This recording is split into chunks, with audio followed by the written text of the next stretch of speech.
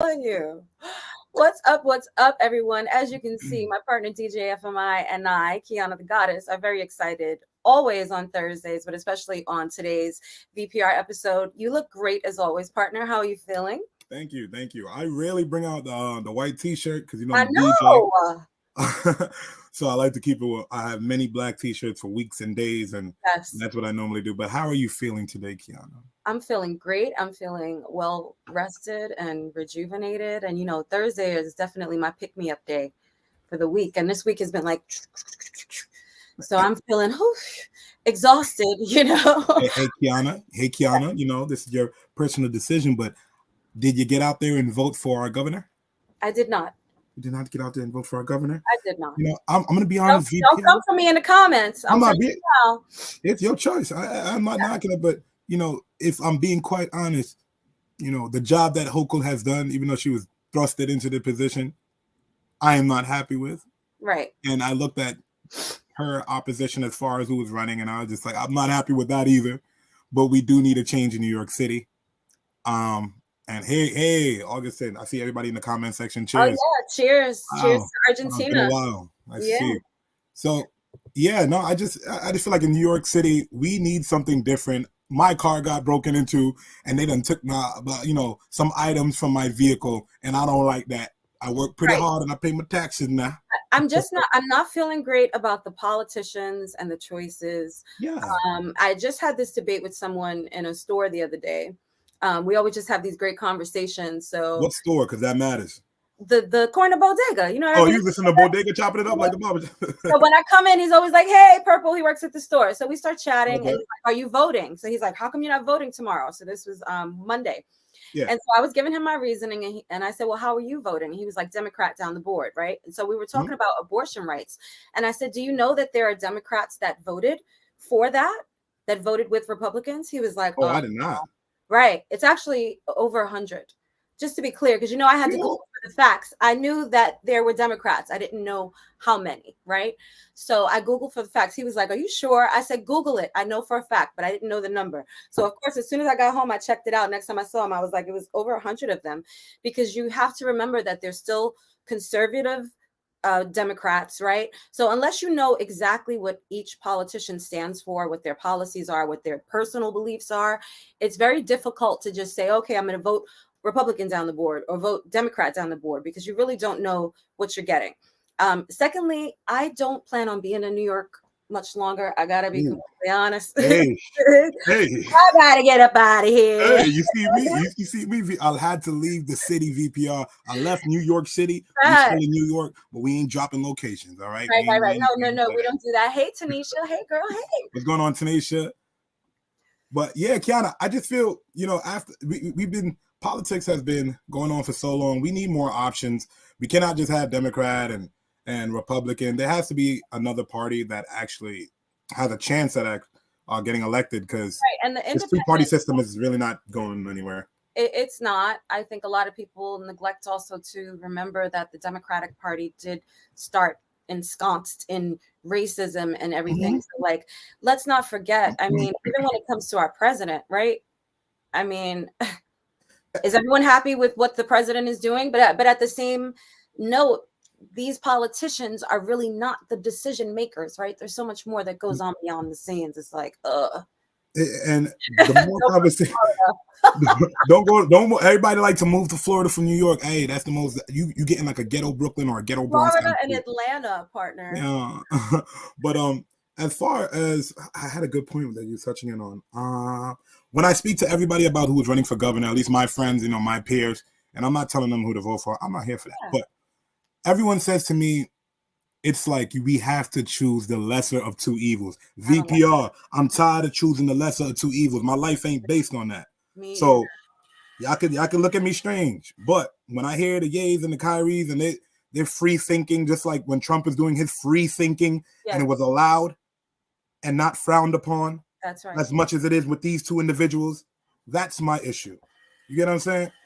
So why is it okay for certain people to free think and we have to make the lesser of choose two people that we don't probably align with just to push the status quo, because that's what we've been groomed to do. That's exactly. And I am tired of that. Mm-hmm. And I'm being quite frank. Applause And partner.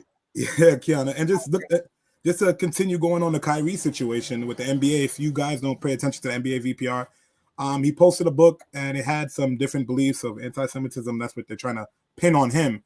And what the NBA is doing right now to make him even come back to his job, he has to go meet with religious leaders in the Jewish community to have a conversation with them. He has to donate to their charities. He has to pay money to the NBA. He has to do a bunch of things just to get his job back. VPR, how much times have we seen anchors come on TV and slip with the N word? Hello. Are they apologizing for their job? Are they going to the Black Caucus and having a conversation with the Black community on why they messed up on air? Or is it just, oh, he messed up, let's take him off air for a week and put him back on? Why is Howard Stern there? These are the conversations I want to have. Before we Limbaugh. I mean, like, you know what I mean? Why is it okay for when people have a slip of the word, the tongue with minorities, it's fine. But when it spoke about this community, it's different. You know, that's all I'm trying to do. It's not even always minorities, right? Because if we think back to the 444 album by Jay-Z, right? I'm not black, I'm OJ. Okay? Go back to that song, The Story of OJ. He says a lot of similar things that Kanye has said, and it slipped through and was musically, like, it was given as knowledge, right? Now, when people are chosen to be blackballed, whether it's in the entertainment community, whether it's in professional sports, they are fully targeted, right? So you can look and you can even say, didn't so-and-so do something similar? Didn't such and such do something similar? And it's not always necessarily because it's a black man or because it's a woman, or it's just because they are targeted, right? And so they are going to be under that targeting for a prolonged amount of time. And I think that's what we're seeing constantly with Kyrie and with Kanye. It's, you know, VPR, the more I view media, just like let's focus the conversation. Let's look at comedy. We're approaching woke culture so much to the point where comedians can't make jokes because of, you know, offending someone, even at their shows. To the point where people are on Drake's album that just dropped. If you listen to Drake, that he just dropped Her Loss with 21 Savage, and people are tearing him in the comments because he dropped the bar. She a 10, but she sound better on mute. And they're applying it to Meg Thee Stallion. They're applying it to Ice Spice, and people are up in arms. The man is writing bars. We can't not now we doing cancel culture for rappers, right? When hip hop has been what it is for so long, and I just think this woke culture, we're getting so woke and sectionalized. What did Akinelli say? I mean, yo, you know, VPR, I'm never going to tell you what to look for, who to have your beliefs, and I'm never going to tell you you're wrong for it. But at the same time, just be aware and just look who's being silenced, and look what entities are pulling what strings as far as just this industry and society. That's all. Just keep your eyes open, read what books you want to read, and we'll go from there. But guys, did you watch that video of Charlemagne speaking about the same things, but he was like really nervous? Like this was probably from a few years ago. And he was like, you know, I have Jewish friends. It's good to have blah, blah, blah. He was like, yeah, but they do own and such. And he was going on. Then he was like, I'm not comfortable having this conversation. I don't know who he was talking to. If you didn't see it, partner, I'll send it to you for sure. And this is what it is. Like, we all understand certain workings of life. I'm not pointing only towards Jewish people in their community, but it's just like these taboos in our culture that we have been tiptoeing around, you know, avoiding cancellation, doing that. It's getting to a point where it's just like unity has to be on one side or the other. I'm not telling you to pick a side, but just be aware of what's happening right now. And if you want to continue the status quo, be my guest. But I can't do it. You know what I mean? It's conversations need to be had. Yeah, there's a lot of standards, you know, and it's bewildering that it plays out in front of people. And I think in the culture that we're living in now, people are so quick to take a side or jump on something. I mean, I'm not on Facebook and Instagram often, you know, but when I go, that's all you see still is people. And of course, the first few days, everybody has an opinion. But like, what does that really mean in the grand scheme of things, right? And how does that apply to you? So like, even with the voting question, okay. Yeah. The other day when homeboy from the store was like, yeah, you know, we got to vote because our, you know, our ancestors. I said, I get that. We definitely, you know, we have fought long and hard. I said, but let me ask you a question. He was like, the Republicans get the House. I said, how does that affect you or impact you personally in your family? Whoever becomes governor, whoever becomes this, I said, how have you been impacted? Did your taxes go down? Did your salary go up? Did your personal circumstances change? Right? And he was like, ah. Let me go read something real quick. I'll be right back. And when people read, they're gonna go on Facebook and get the information from there, man. Y'all see what's happening. Mark Zuckerberg done laid over 11,000 workers, and he, you know, he had to post a video saying how sad he was. And I, you know, I get it. I don't know what that man's job is. I'm not gonna act like I know what he does during his day, but 11,000 workers is a lot of lives changing. For breakfast. $8 Twitter verification badges. Shout out to Elon Musk for making it available for everybody now. But that platform is going through its own changes now, and Whoopi Goldberg has left that. People don't, you know, agree with Elon Musk on what he's doing. Right. It's a crazy world. These social media platforms are changing. Look at TikTok right now, again, Kiana. Yeah. The article just came out that, of course, the U.S. has a different version of TikTok, whereas China, the people that created it, they have a more centered around schooling and teaching kids. We talked about this probably a year ago, that their algorithm is completely different. They target the American market and the other countries on some like real fuckery. You know what I mean? But in China, well, you know, in China, everything is micromanaged and monitored as well. So no, their algorithm is from the one-child policy, the bank was going on over there. There's a lot of stuff going on in China. If you pay attention to the banking system and what they did with the real estate, it is crazy in China, and they're going through their own thing. But guys, you gotta pay attention to that because it all connects to what we do in the everyday life. If you're on these social media platforms, do not be gamed. Do not be gamed. Do not be misled. It says so in the Bible. So, guys, I know we wasn't on live last week, but just to take off situation, RIP to him, Migos. That definitely, I would say, shook me the most. He was really one of the most quiet of the members and very talented. One of my favorite Migos. For his life to be taken like that, just all he did was get up and 2 shots to the chest and 1 to the head, and that was it. You know, and allegedly, it might have been friendly fire. Right. So, and that's coming out. So it's just situations like that. It sucks, you know. Hip hop continues to lose the young great rappers, and on the Mount Rushmore of hip hop, the Migos got to be up there somewhere as far as groups wise, because they I agree. Especially for Atlanta, like that's one of their staples. Yeah, I mean, and they've become world renowned at the end of the day, right? I think it's really sad that, and then there's that other young rapper. I know you sent me the video. Oh yeah, Naughty. Did coverage on it for VPR as well. That was great. Great job. Yeah. And I'm glad that you brought that up too, guys. If you have time, go check out our YouTube page. We have videos up there that we are posting, short stories that are in depth. You know, if you definitely want to check out some new artists and look into some artists. But the story of Naughty is he was a 14-year-old kid in Bronx. You could go check the video, and he was going to jump another teenager, and the other teenager pulled out a knife and stabbed him when he chased him in the subway.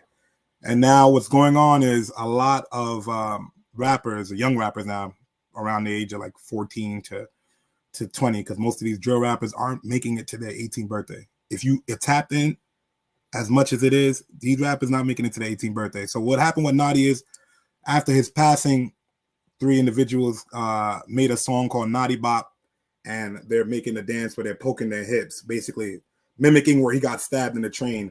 They even went as far as going to the train station where he died, shooting the video while doing the Naughty Bop dance, stabbing themselves. People are getting beat up in the city for doing the dance because they seen somebody out in the wild just dancing at the club doing the dance, and I guess the friends knew him because New York is a small city, Sure. and he was from Harlem, so and that was that. Right. New York is huge, right? But it's also very small. It's a community for sure, you know? And that's so sad. Like, as a mother, I think about my 25-year-old, my 23-year-old, my 19-year-old, like my kids living and seeing these ages. And I see kids around them. Even just a couple of weeks ago, there was a young man that was 16 that was shot on a train, and he grew up around here. And a woman that I acted with a few weeks ago in Traffic Lane, and shout out to Jermaine and Everyday the Brand, the director, she was his teacher. She knew him from the time he was 9 years old, and he just got killed. So when I saw it, and then I saw her post about it, I was like, oh my God, and it's always like a senseless, ruthless act of violence. And we have to get to the real problem, right? It's not just drill music. It is everything that is happening. Even my kids used to think that I'm so strict and so stringent, but I didn't let my kids play Grand Theft Auto. I didn't let them play all those shooting and killing games when they were younger. You know why? I didn't want them to become desensitized to these things so that they thought of killing as a joke, right? So that they wouldn't look at blood and be like, ha ha ha. Hey, And it's Kiana, over. My father did the same thing as much. He limited my gaming time. I come from a strict Caribbean family, so he limited my gaming time, and he also made sure for me to listen to Z100 and the other stations, because when I was sitting there listening to the rap songs, because I got older brothers, they're rapping, they're freestyling back then, beating on the table, and he was just like, "You see how you know that Lauryn Hill song? You better know your school books like that." That's right. He would do that every day in the car. So if he see me singing, and I was just like, and then he would switch it to Z100, and I would learn different music, and he would always keep that in. And look how that also made you such an exceptional DJ. I mean, your music quality and taste is, your ear is right there, so that's amazing. You need that exposure. I definitely try my best, but when it comes to, raising children, VPR, I don't have any children, but I just know when I do, that phone will have so much limitations on it. When I was growing up, it wasn't you could just go on your phone on Google. I had to it was a trip to get on the computer, all right? I was using a typewriter. Like, you see what I'm saying? I was still using a typewriter. All about like typewriters, word processors. Encyclopedias. Real. Yeah, like I needed to learn something. Encyclopedias, guys. So you let's just monitor their phones, because TikTok is going so much. There's so much negative challenges. Remember Tide Pods? Remember we was eating Tide Pods for a while? I don't know, but right. You know what I'm saying? So it's a dangerous time. I'm watching kids in bathrooms smoking fentanyl. 14-year-old girls. Do you remember when they were lighting themselves on fire after pouring alcohol on their body and all sorts of stupidity? I ain't gonna lie. I ain't gonna lie. When I was younger, my older brother showed me. I mean, you did it when they were younger, but you weren't like setting your body on. You weren't setting your body on fire and recording and you weren't doing it online. You don't even have time to react at that. Like, come on. Oh wow! Sorry for your loss, Augustin. But yeah, no. So I just think we really have to just take more of a time with just getting to know our children and then sculpting them, because the rest of the world is sculpting your children. The social media platforms that China has sent over and gave us the cruddy algorithm to make us do pop dances all day while they are learning books and raising their knowledge. That's right. We gotta balance using our data to help raise their knowledge about us as Americans. Yeah, for sure. Yeah. And not just that, Augustine, DJ FMI and I are not a couple. We're like brother and sister. But thank you. I didn't even see that, guys. Could never be. She's like a sister to me, very close. All close. But yeah, no, and I definitely am looking forward to our guest today. Yeah. We're definitely going to touch into a lot of trauma. And just to touch on that too, I'm around a lot of therapists and people in that field.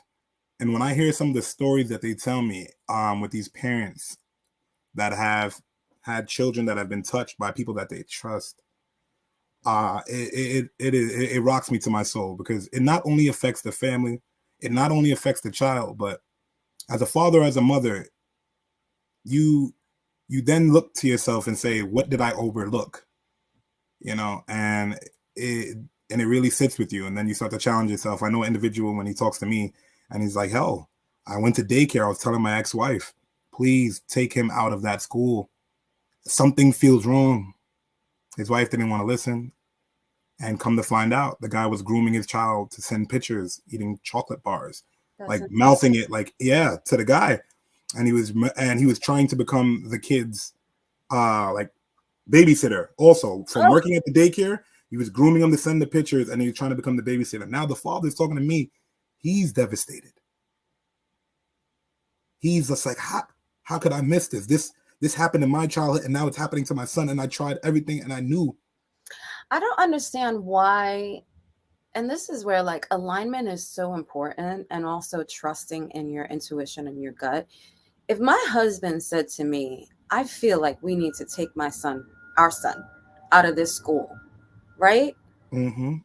You're not going to get too much pushback from me, because I'm going to trust your instinct just like I trust my own instinct, and that's so sad that these kids get left, not to mention the parents that act like the kids are lying, right? Or just quiet them because they don't want it to be a discussion and they don't want it to look like they were a bad parent. I mean, this is a very triggering topic. I'm too familiar with. So just you guys just know we're going to be having a lot of deep, intense conversations today. So, just be mentally prepared. But we recognize the fact that these conversations are so necessary, especially if we're going to heal ultimately on a singular level as each individual and collectively as a community.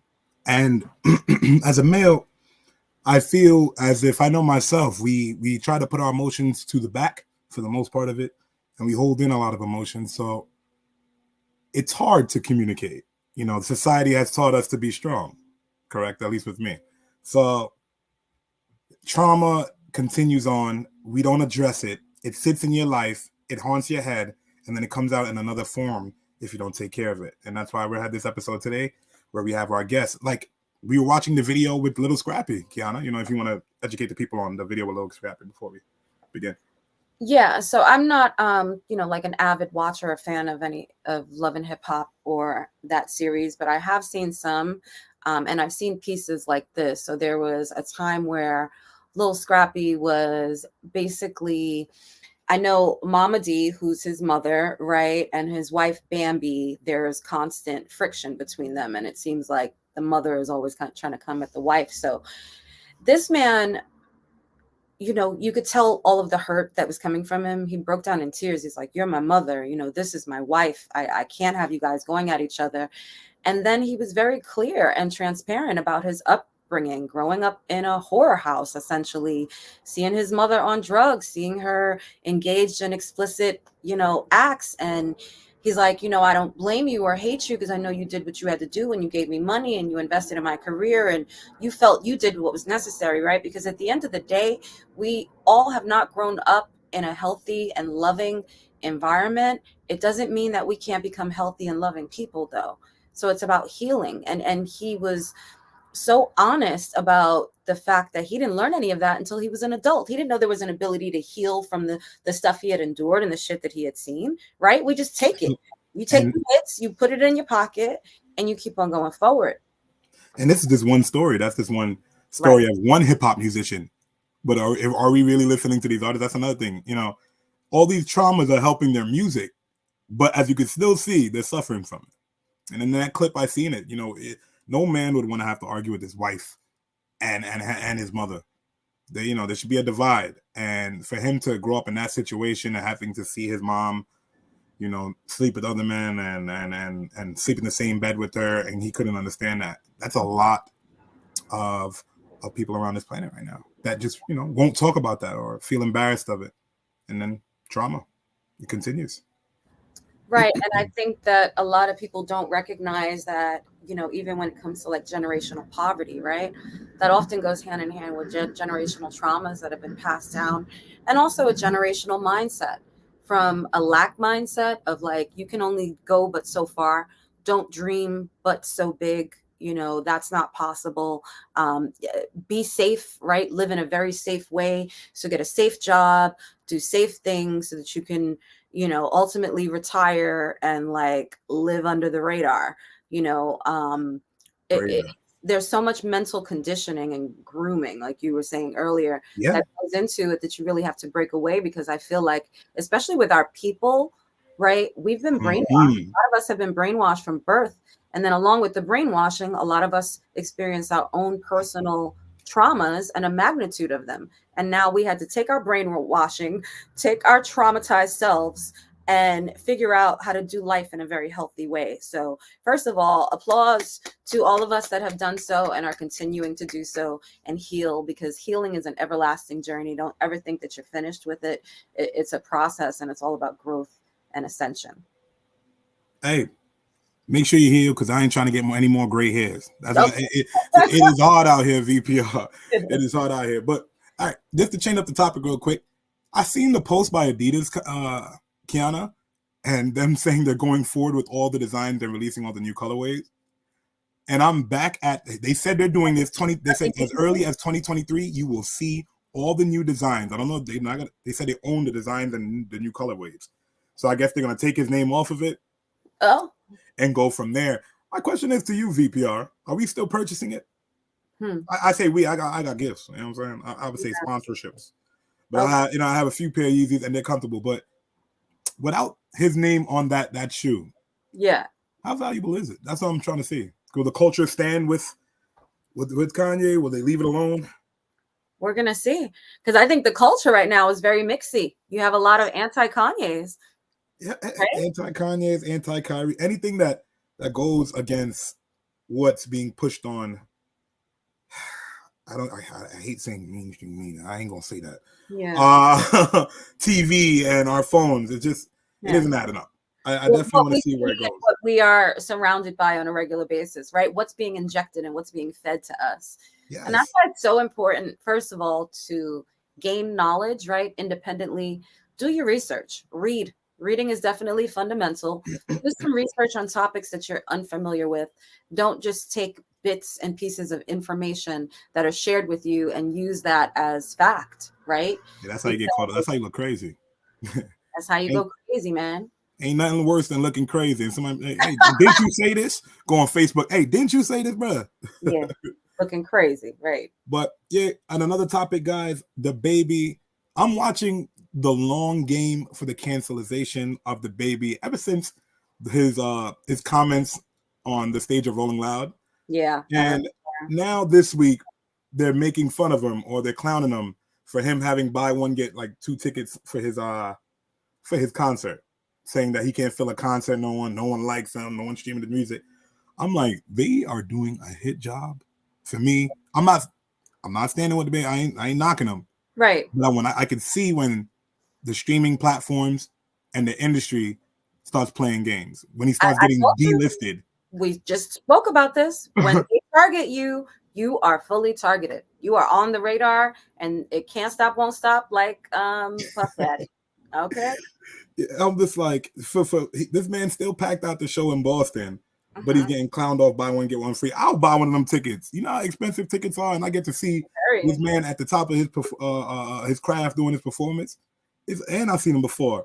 But guys, we just had our guest just join, and we're gonna slowly but surely bring her up. I'm excited to have her here. It's a bright, feeling good Thursday. Kiana, take the honors. Oh, yeah, I think we just need to bring her up. Licensed and certified traumatologist, and an amazing young woman who's very, very positive and loving and always spreads all those good vibes. Hi, I'm Tara, Miss Rashida. How are you? I am amazing. Hi, you beautiful radio couple, you. We appreciate that. How are you? I am amazing. Thank you for having me. It is so wonderful to be here.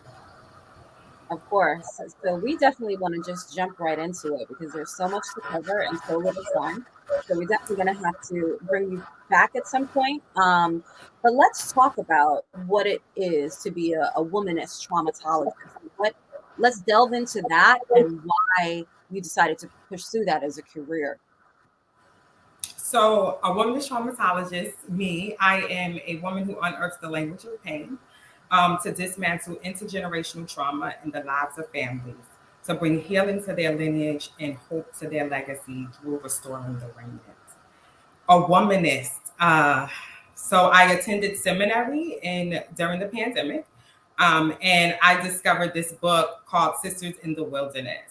And in this class, we learned what womanism was. And I learned through this beautiful woman named Katie Cannon, who describes womanism as a powerful approach to recognizing the human dignity and amplifying the long ignored voice of Black women in a hostile world. And so it was important to me, and it resonated with me, and I adopted it. Understanding that as a traumatologist, one who really looks at the deep-seated pain in the mind and in the heart and in the soul and get into the root of it. And that is the story of the Black woman, of the Black man. And so as a womanist, I am not just pro-woman, I am pro-community, the reconciliation of our community for women, for men, for children. Amen to that. I wish we could drop some bombs, right? I would have dropped them. You had me over here flexing. I'm like, say it. Say that with your chest. Yeah, no, I love that. And, you know, it's so aligned with what we talk about at VPR all the time, and even the conversation that led up to you coming in, because we're such an unhealed group of people, right? And yet we keep procreating and keep passing down the generational impoverished mindset, the generational traumas, the you know, mental slavery, and all of these processes that we have received and looked at to be okay. And so many of them are toxic. And a lot of us don't even necessarily get to that point because we're not exposed to what becoming a whole and healed person actually means. So can we talk about that? Can we talk about the journey of healing and how you're able to even get people to open up? Because I know, like FMI was just saying, you know, coming from a Caribbean community, men are definitely groomed like you're the strong man. You don't that's what I would hear. Right. Don't show that emotion. I think Black men in general are shown that. I mean, I've even heard people yelling at their kids like, "Are you a girl? Are you a girl? Stop crying." So you associate crying and emotion with female traits, right? Mm-hmm. So tell me how you. I know that you're so easy to talk to and easy to open up to, but tell me how you approach that.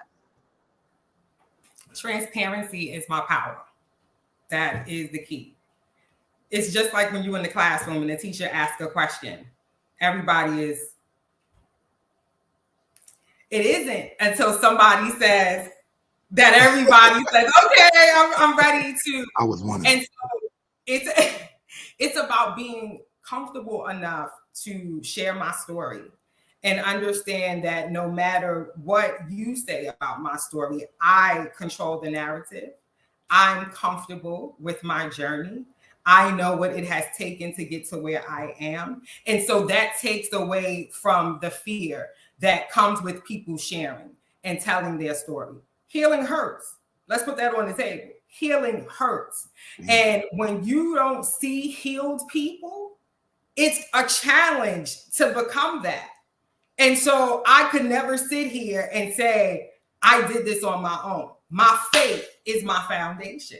You know that about me, right? That I'm going to tell you, if it wasn't for God being my rock, as it says, there's no way that I could have built upon anything to get to the place where I can say that I am healed enough to go back and strengthen my brother, my sister, the community, and say, look, I know what it's like to experience sexual violence. I know what it's like to have emotional abuse. I know what intergenerational trauma looks like, right? I've ducked at a Thanksgiving because auntie's throwing a glass across the room. I get it.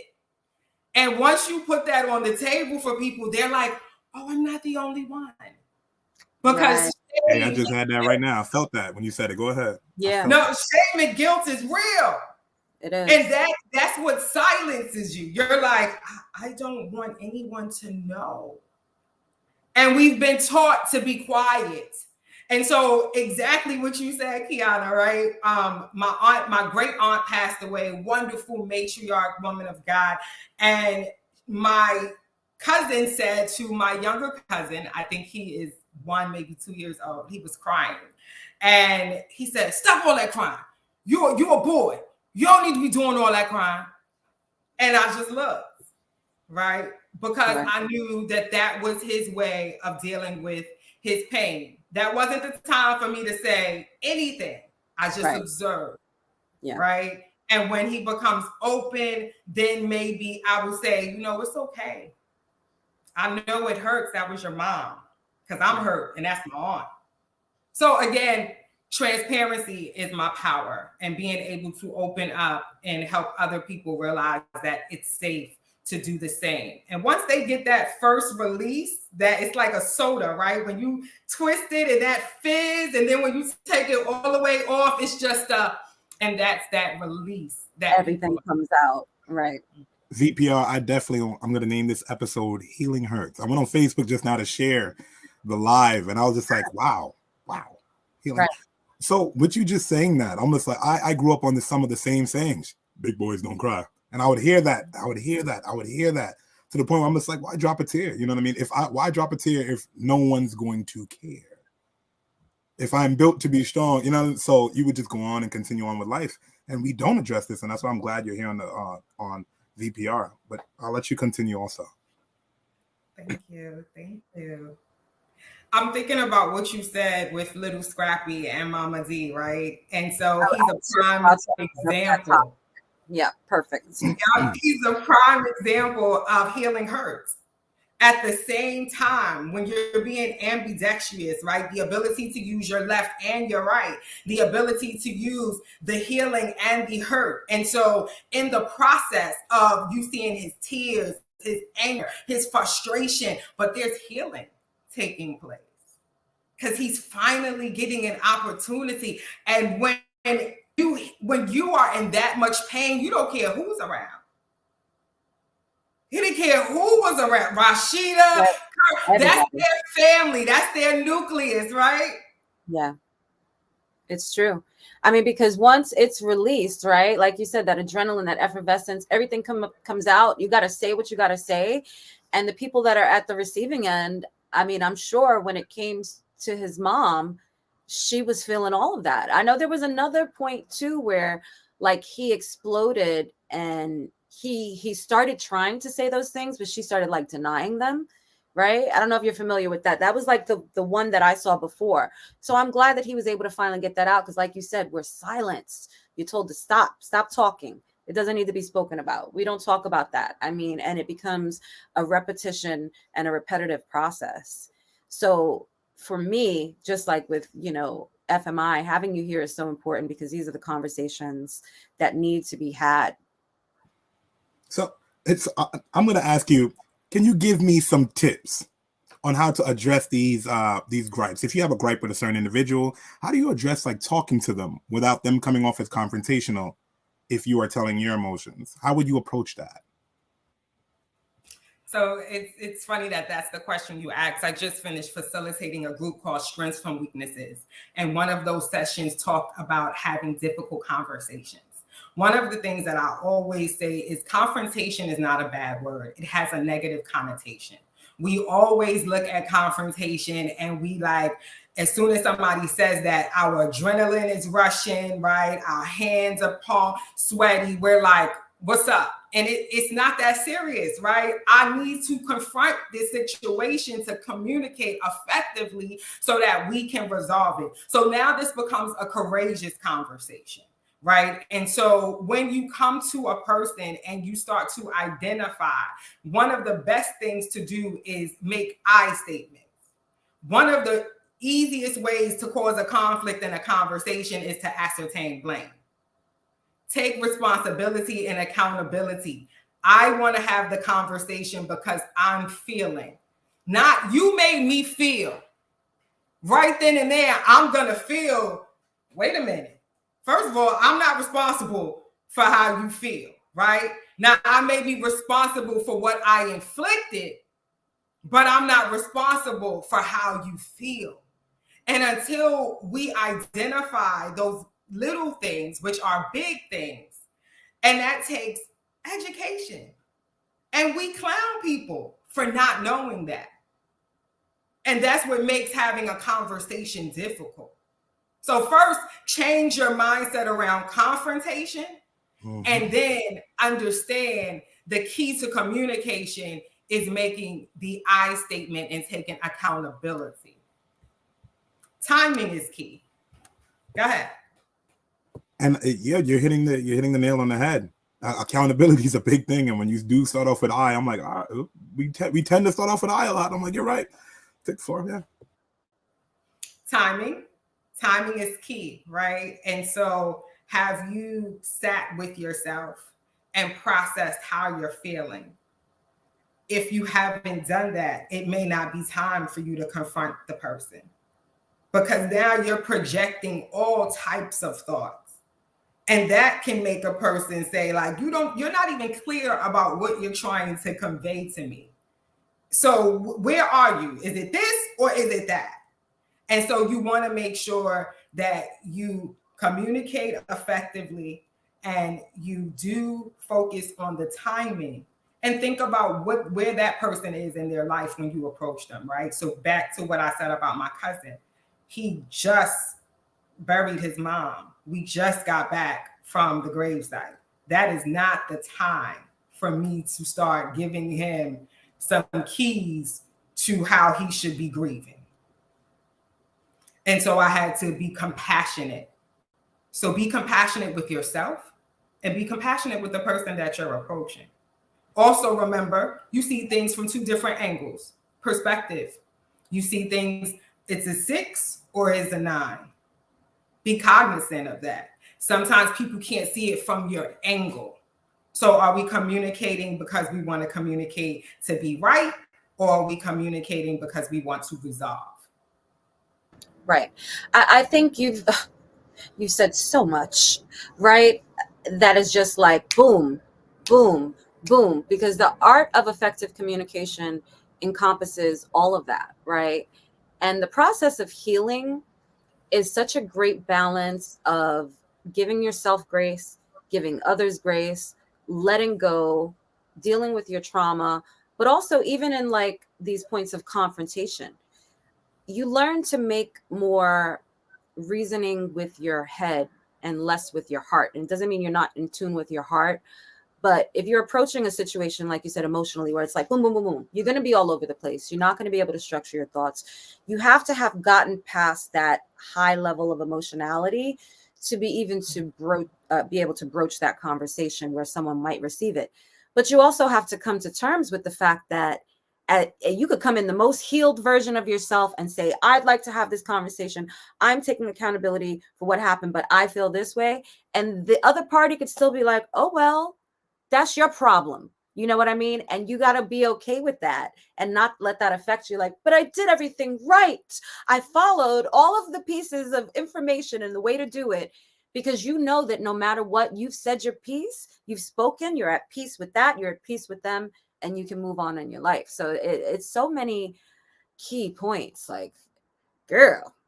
I'm over here, VPR, thinking about every conversation I've had with everybody in my whole life. And I'm like, how did I approach it? They got self-reflection is real, VPR.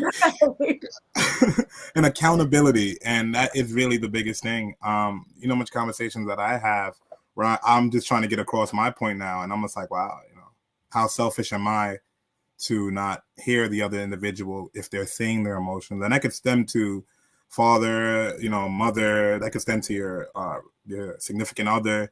And it really matters, you know, paying attention to these details. Intergenerational trauma is real. I think that, you know, we don't understand the power of passing things down. And so when we look at intergenerational trauma, and to hear Little Scrappy say, I'm trying to change that, right? He wanted to give his legacy some himself, and then his legacy something that he has never seen. And I think that that's what we all want. That's what we are all trying to do. But it helps when we have compassion for our parents, when we have compassion for those who did us some misdeeds, some harm, because there's some trauma for them too, right? But it doesn't change the fact nor take away from what we experience. You first. right? And so even in the basic instructions before leaving Earth, when you look at the book, right, it gives you some keys, some powerful tools, right? You can't love somebody if you don't know how to love yourself.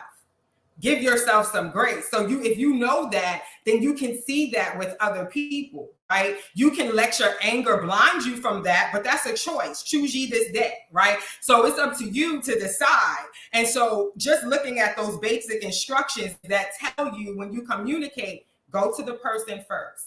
If the person doesn't respond, take somebody with you and try to confront the person. If that doesn't work, then you bring them before the church, the community, and you try. After that, it's a wrap. You 3 times. After that, I'm done. Right? Basic instructions.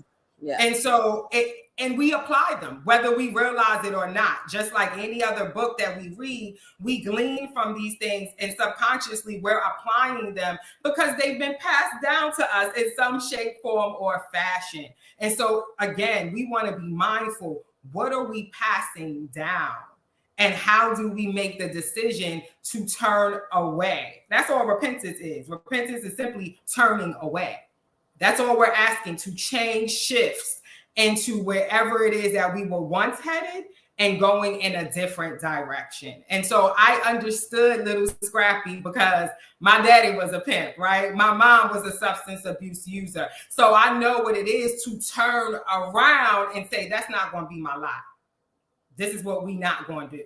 And how did I do that? I read the basic instructions before leaving Earth, but I also understood I'm gonna go through this healing process and it's gonna hurt. But if I'm gonna take a hurt, I'd rather take the hurt associated with healing than the repeat cycle and pattern associated with toxic decisions. Amen to that. And when I was watching the Little Scrappy video, I went into the comments, and people are so desensitized to it. I see some people making fun of them. Look at you, weak. Bah, bah, bah, bah, bah, bah. Right. And with the internet comes that boldness and just this angry energy. And people are so used to it now. They throw slurs around online. They'll call you, even in your moment of transparency, when you're showing the world, hey, I'm trying to make this difference. People are just clowning him.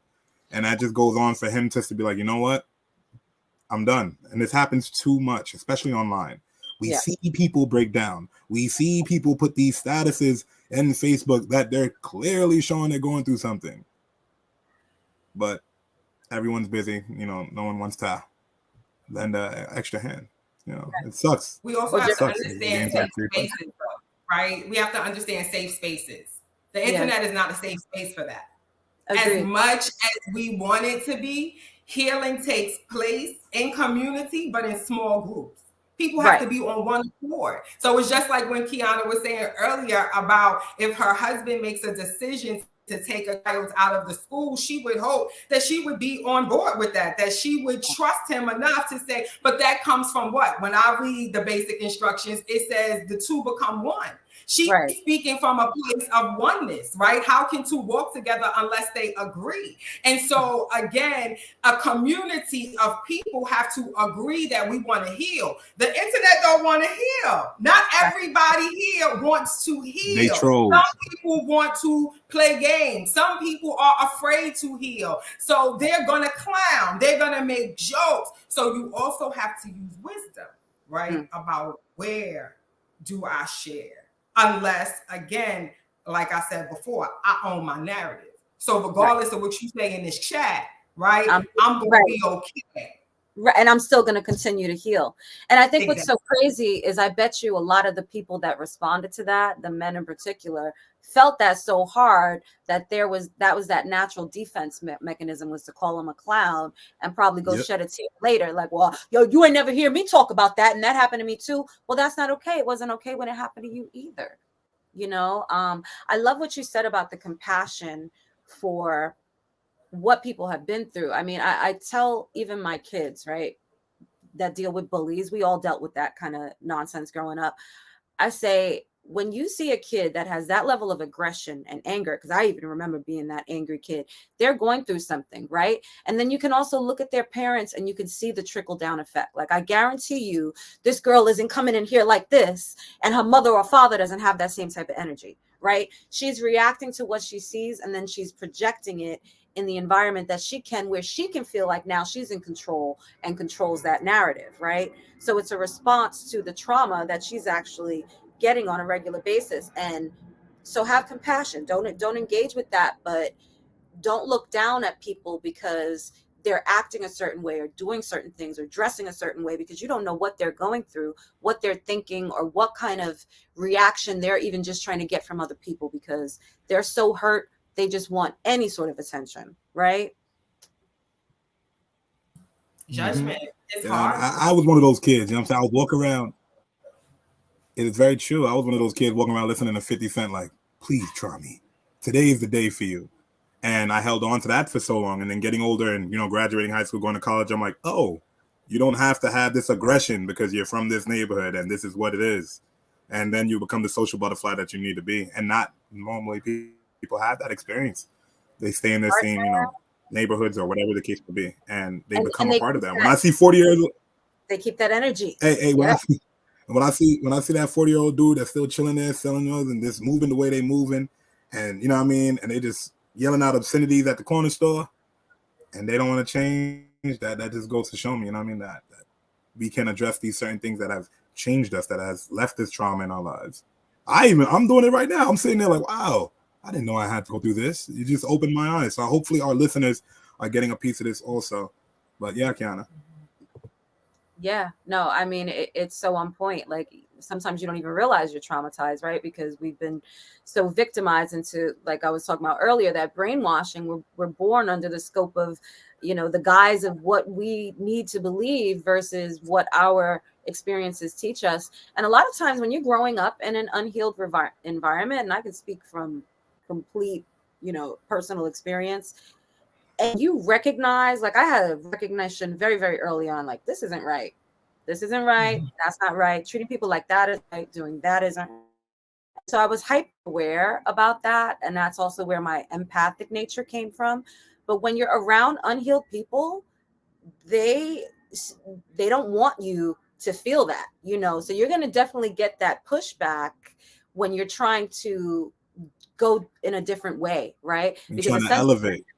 Yeah, trying to elevate. And that's where like a lot of the whole like black sheep comes from, right? Usually the black sheep is the one that's broken off from that crazy intergenerational unhealed way of thinking and doing things and become a completely different person. And everybody looks at you like, well, they never did get along with the family, or, maybe we didn't get along with the ideals of what you think is right. When I know, like, you're going to mentally kill my kids. So let us just get up out of here.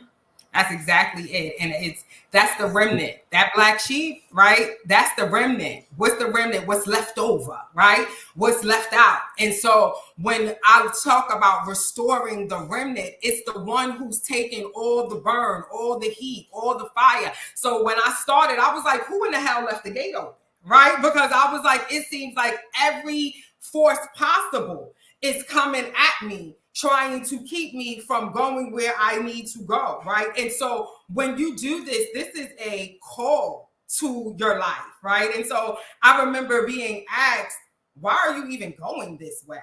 Not, we're proud of you for trying to elevate and move forward and go where God would have you to be. Why are you even going this way? Right? The audacity. People are rude. Yeah, I had an uncle say to me, I heard the call to go and become a priest, but I didn't want to be rejected by my family.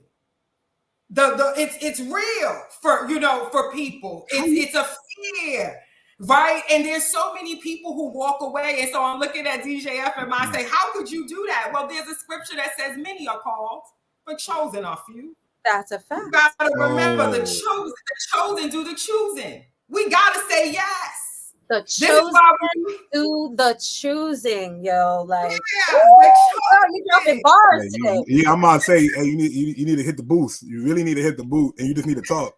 You gonna have a hit on your. You gonna have a hit, but go ahead. And so I always say, God is the chief lyricist. That's my belief, right? There's no other word greater than his, because that's where it's coming from. And for me, I understand that there was a purpose to my pain. And that's all I'm trying to get other people to understand, that trauma will come to steal, kill, and destroy. That's just the bottom line. And so it's a thief. And we got to understand that we need to move from paralysis to purpose and from trauma to triumph. That's the goal overall. That's the black sheep's goal. And the problem is, unfortunately, they're tasked to move the whole herd. It's not just you. That's why the forces is so strong. You're moving the whole herd.